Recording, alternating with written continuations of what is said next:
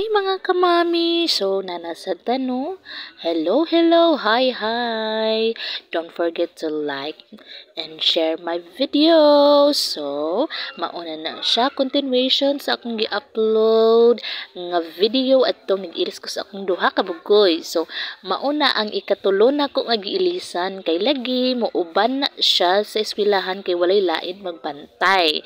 So, ako na siyang giilisan, gitrapuhan nako ang iyahang ilok, iyang mga gingi sa kamot kay astang hugawa. So, lain ning bata, no? Kanang gamay pa nga bata bagong tao or mga 1 month, 2 months nga bisag naara na sila sa balay sulod, sigig kumkum sa ilang mga kamot, sigig medyas ang tiil na agyapoy hugaw.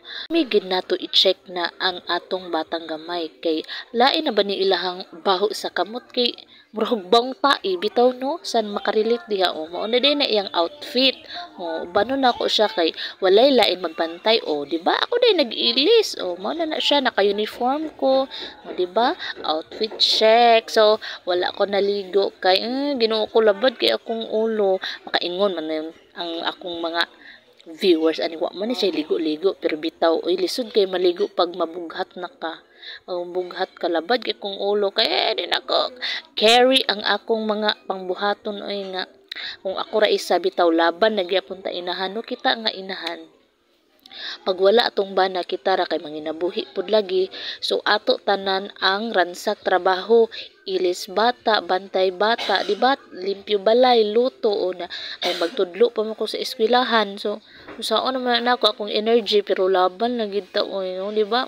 Pag wa pagihapon ta basig kay namabiyaanan ta sa tong bana nga. Riz lang pero bitaw no, nice man gid nang mag-make up tag gamay sa atong naong magbutang-butang mga pula-pula kay para po dinig kita sa atong mga estudyante ganan pa sa lantaw sa tong naong unay sa mukha niya di ba kana siya bag-o pa na siya nakauli gikan nagangkat og iyang suryonon magsuroy pa na siya guys mga kamami no ngutana ko niya nga kung pila ka kilo ingon siya nga napulo ka kilo kanukos umuto side me nga isirado among tindahan no kay syempre manginabuhi man sad ko kay may nalang man na akong sweldo sa akong pag-teacher sa daycare center no.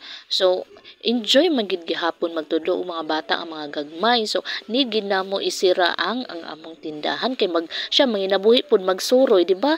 May nalang man na iyang income makadungdugang sa among kuan need sa among panginahanglan sa among balay no di ba? And then, ang ako apod, makatabang pod na siya sa pag-adlaw-adlaw.